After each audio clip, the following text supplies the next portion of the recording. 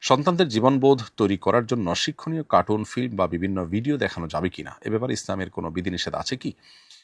যদি কার্টুনে কোনো মিউজিক না থাকে, অশ্লীল কোনো কিছু না থাকে, ইমান বিধ্বংসী কোনো কিছু না থাকে, তাহলে সেক্ষেত্রে পরিমিত এবং ভারসাম্য রক্ষা করে সন্তানকে এ ধরনের ভিডিও দেখানো যেতে পারে। কিন্তু সর্বোচ্চ সতর্ক থাকতে হবে এগুলো বাচ্চার যেন আসক্তির কারণ না হয়। আজকাল সাধারণত আমরা ডিভাইসে যখন সন্তানদেরকে নিয়ে যাই তখন তাদেরকে ফেরানোটা কঠিন হয়ে যায় এবং তারা কিন্তু আসক্ত হয়ে যায়। পরবর্তীতে তারা সেখান থেকে খুব ভয়াবহ একটা পর্যায়ে চলে যায়। বিধায় সেটিকে মাথায় রেখে এটি করা যেতে পারে। সবচেয়ে ভালো হয় এগুলোকে অ্যাভয়েড করে যদি আপনি সন্তানকে সরাসরি হাতে কলমে দিনে শিক্ষা দিতে পারেন এবং তার বিনোদনের জন্য ফিজিক্যাল এক্সারসাইজ হয় সেরকম খেলাধুলা সহ বিভিন্ন রকমের খেলাধুলার উপাদানের ব্যবস্থা আপনি করতে পারেন। আমি চোখ বন্ধ করে নামাজ পড়ি। একজন বলল চোখ বন্ধ করে নামাজ পড়া হারাম, নামাজ হবে না। কিন্তু চোখ বন্ধ করে নামাজ পড়লে আমার ভালো লাগে এবং মনোযোগ বেশি থাকে। আপনার কাছে সঠিক বিষয়টা জানতে চাই।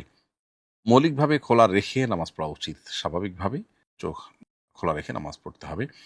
যদি কেউ চোখ বন্ধ করে নামাজ পড়েন তাহলে সেটা সাধারণত মাকরুহ হয়, অপছন্দনীয় হয়, সুন্নাহর খেলাফ হয়। যদি কেউ চোখ বন্ধ করে নামাজ পড়লে তার মনোযোগ থাকে এবং খুশু-খুজু থাকে, তার ফোকাস ঠিক থাকে, জাস্ট মনোযোগ ঠিক থাকার প্রয়োজনে যদি কেউ এটি করে তাহলে সেটা মাকরুহ হবে না, সেটা জায়েজ হবে। বিয়েতে অমুসলিম সহকর্মীকে সাক্ষী বানানো যাবে কিনা? অমুসলিম ব্যক্তির সাক্ষ্য দানে বিয়ে হবে কিনা? বিয়েতে সাক্ষী মুসলিম হওয়া জরুরি। অমুসলিম সাক্ষী যদি সাক্ষ্য দেয় তাহলে সেক্ষেত্রে বিয়ে বিশুদ্ধ হবে না এবং তার সাক্ষ্য ইসলামী শরীয়তের আলোকে গ্রহণযোগ্য হবে না। কিছুদিন আগে আমি আমার বড় বোনের সঙ্গে এক জায়গায় যাই, সেখানে বোন আমাকে তার ছেলে হিসেবে পরিচয় দিয়েছেন। এতে কি আমাদের ভাই বোনের সম্পর্ক ভেঙে গেছে? কোনো বোন যদি সামাজিক বা অন্য কোনো কারণে তার ভাইকে নিজের সন্তান হিসেবে পরিচয় দেয় তাহলে শরিয়াত দৃষ্টিকোণ থেকে বিধান কি? কোনো বোন যদি তার ভাইকে নিজের সন্তান বলে পরিচয় দেন কিংবা ভাই যদি বড় বোনকে মা হিসেবে পরিচয় দেন কোথাও, তাহলে এর ফলে ভাই বা বোনের সম্পর্কে কোনো ছেদ পড়বে না বা সম্পর্ক নষ্ট হবে না, ভাঙবে না। তবে এরকমটি করা জঘন্য অপরাধ এবং মিথ্যা কথা। যেহেতু আপনার বোন আপনার মা নন, অতএব তিনি আপনাকে সন্তান হিসাবে, ছেলে হিসাবে পরিচয় করে দিয়ে মিথ্যা কথা বলেছেন এবং এর ফলে একটি কাবিরা গুনাহ হয়েছে। সেজন্য আল্লাহর কাছে তওবায়ে নাসুহা করা উচিত। একান্ত কোনো ফেঁসে যাওয়ার মতো পরিবেশ, যেখানে জীবন রক্ষা করার মতো প্রশ্ন আছে, সেরকম কোনো পরিবেশ যদি না হয়, তাহলে সেক্ষেত্রে যেন কারণে এরকম মিথ্যা কথা বলবার কোনো সুযোগ নেই। মিথ্যাকে আল্লাহ রাব্বুল আলামিন আমাদের জন্য হারাম করেছেন এবং মিথ্যা বলতে বলতে আল্লাহর কাছে মিথ্যাবাদীদের তালিকা তার নাম উঠে যায়। এজন্য আপনার বোনের এবং আপনাদের উচিত হলো তওবা করা। যেই কাজ হয়েছে সেটি অন্যায় কাজ হয়েছে, কিন্তু এর ফলে আপনাদের সম্পর্কে কোনো প্রকার ভাঙন ঘটেনি। কোনো অমুসলিম যদি কোরআন কিংবা কোরআনের তর্জমা তাফসির কিনতে চান বা সংগ্রহ করতে চান, তার কাছে বিক্রি করা বা তাকে হাদিয়া দেওয়া যাবে কিনা? কোনো অমুসলিম যদি কোরআনের ফাইল কিনতে চায় তো সেটা দেওয়ার প্রশ্নই ওঠে না। প্রথমত এই ফাইল তার কোনো কাজে আসবে না। দ্বিতীয়ত হলো যে এর ফলে তার কাছে কোরআনের যে সম্মান আছে, মর্যাদা আছে, সেটা কিছুটা হলেও হানি হতে পারে। তবে কোরআনের কোনো অনুবাদ কপি তাকে দেয়া যেতে পারে।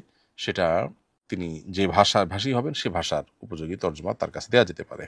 যাতে করে তিনি আল্লাহর কালাম জানতে পারেন এবং তার প্রতি ঈমান আনয়ন করতে পারেন।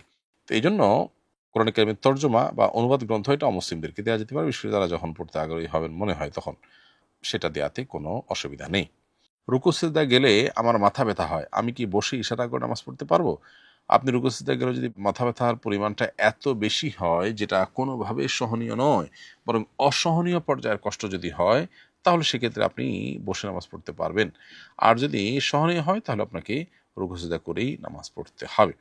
কারণ রুকু সিজদা করাটাকে আল্লাহ তাআলা ফরজ করে দিয়েছেন। বিধায় ফরজ বিধানকে বাদ দেওয়ার সুযোগ নেই, বরং যতটুকু সম্ভব সেটি আদায় করতে হবে। হ্যাঁ, যদি মনে হয় যে আপনি অপারগ, ওটা করতে গেলে আপনি কোনো স্থায়ী রোগে পড়ে যাবেন, অনেক বেশি কষ্ট মুখোমুখি হবেন, তাহলে সেক্ষেত্রে আপনি বসে ইশারায় নামাজ পড়তে পারবেন।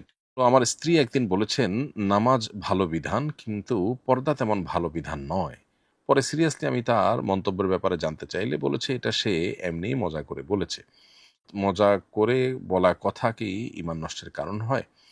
যদি হয়ে যায় তাহলে আমাদের সম্পর্কের কি হবে? অনুগ্রহ করে সমাধান জানাবেন। শেষ থেকে শুরু করি।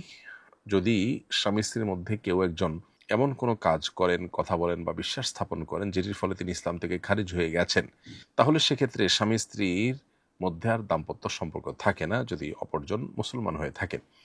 কারণ মুসলিম স্বামী-স্ত্রীর মধ্যে কেউ যদি অমুসলিম হয়ে যায়, সাথে সাথে তাদের মধ্যে সম্পর্ক বিচ্ছেদ ঘটে যায়। এখানে আপনার স্ত্রী যে মন্তব্য করেছেন, এই মন্তব্যের ফলে তিনি ইসলাম থেকে খারিজ হয়েছেন কিনা, এর উত্তর হলো যে তিনি যে মন্তব্য করেছেন পর্দা ভালো কোনো বিধান নয়, এটি সুস্পষ্টভাবে কুফরি। এমনকি রসিকতা করে মজা করে বললেও এটা কুফরি।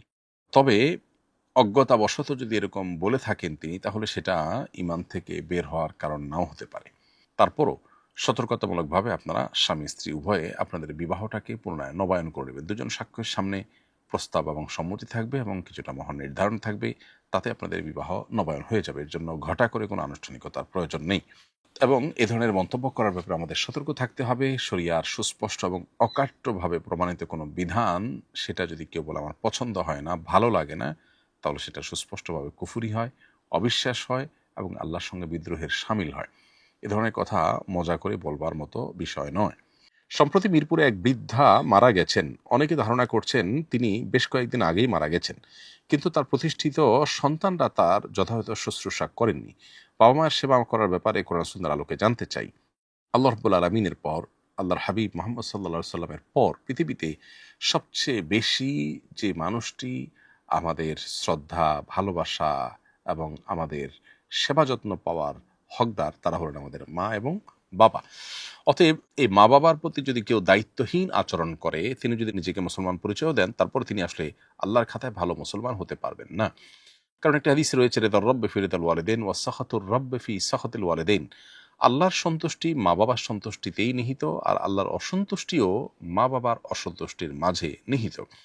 এজন্য একজন মানুষ তিনি তার বাবা মাকে সন্তুষ্ট রাখবার সর্বোচ্চ এবং সর্বতোভাবে চেষ্টা চালাবেন, এটি তার কর্তব্য। সন্তান অনেক বেশি শিক্ষিত হয়েছে, অনেক প্রতিষ্ঠিত হয়েছে, কিন্তু বাবা মার প্রতি তার ভালোবাসার যদি যে পরিমাণ থাকার কথা সেটা যদি ঘাটতি থাকে, তাহলে এই শিক্ষা ইসলামী দৃষ্টিকোণ থেকে শিক্ষা নয়, বরং এটা মূর্খতা এবং অজ্ঞানতা। এজন্য ইসলাম মানুষকে বস্তুবাদের শিক্ষা না দিয়ে মানুষকে মোরাল এবং নীতিনৈতিকতার শিক্ষাকে দেওয়ার ব্যাপারে বেশি গুরুত্ব আরোপ করে। নীতিনৈতিকতার ব্যাপারে দিনই শিক্ষা দেওয়ার ব্যাপারে ইসলাম গুরুত্ব আরোপ করে, সেটি হলো ফার্স্ট। সেটা হওয়ার পর যদি কেউ জাগতিক শিক্ষা অর্জন করে, সেটি হালাল হতে পারে। অতএব এই ঘটনা আমাদেরকে চোখে আঙ্গুল দিয়ে আবারও দেখিয়ে দিয়েছে যে সন্তানকে তথাকথিত প্রতিষ্ঠিত করার যে প্রতিযোগিতায় আমরা পিতামাতারা অবতীর্ণ হই, এটি সুস্থ প্রতিযোগিতা নয় যদি সেটা নীতি বা নৈতিক শিক্ষা, ধর্মীয় শিক্ষাকে বাদ দিয়ে হয়। আর যদি দিনী এবং নৈতিক শিক্ষার পাশাপাশি তার জাগতিক শিক্ষা শিক্ষিত করবার জন্য বাবা মা চেষ্টা করেন, প্রতিযোগিতা লিপ্ত হন, তাহলে সেটা প্রশংসনীয় হতে পারে। আমাদের সামনে খুবই ভয়াবহ একটি আপনার গন্তব্য অপেক্ষা করছে। আমরা দেখি উন্নত পৃথিবীতে বাবা মা তাদের বার্ধক্য এভাবে, অর্থাৎ ঘরে পচে গলে মৃত্যুর মাধ্যমে তাদের বার্ধক্যের সময়গুলো শেষ পরিণতির দিকে যায়। তো আমরা যদি সেটা না চাই, তাহলে সেক্ষেত্রে আমাদেরকে দিন এবং ইসলাম ধারণ করতে হবে। পশ্চিমাদের অনেক ভালো জিনিস আছে, সেগুলো আমরা গ্রহণ করতে পারি, কিন্তু তাদের এই ফ্যামিলি কালচার সহ যে সমস্ত বিষয়গুলোর করুণ পরিণতি তারা নিজেরাই ভোগ করছে, সেগুলো আমাদের সমাজে আমদানি করা এটা আত্মাহুতি ছাড়া আর কিছুই নয়। এজন্য আমাদের সমাজে যে সামাজিক সৌন্দর্য আছে, আমাদের ধর্মীয় মূল্যবোধ যেটির চর্চা আমাদের সমাজে আছে এখনো পর্যন্ত, সেটি যদি থাকে, তাহলে আমরা পারিবারিকভাবে সুখে থাকবো, শান্তিতে থাকবো। আর পারিবারিকভাবে যে সুখে না, তার সুখ পৃথিবীতে কোথাও নেই। এজন্য উন্নত দুনিয়াতে আমরা দেখি তাদের সুখের সব উপকরণ থাকলেও তারা সুখী নয়। বেশিরভাগ মানুষই কিন্তু দুঃখী এবং ডিপ্রেসড। 2030-এর পর বিশ্ব স্বাস্থ্য সংস্থার তথ্য অনুযায়ী পৃথিবীর সবচেয়ে বড় রোগের নাম হবে ডিপ্রেশন, অর্থাৎ বেশিরভাগ রোগী এই রোগের রোগীই হবে। সেজন্য আমাদের উচিত দিনী এবং নৈতিক শিক্ষার ব্যাপারে গুরুত্ব আরোপ করা, সন্তানদেরকে সে শিক্ষা দেওয়া যাতে করে তারা বাবা মাকে নিজের জীবনের চাইতে বেশি ভালোবাসেন এবং তার বাবা মার চাইতে বেশি আপন আর কেউ যেন না হয়।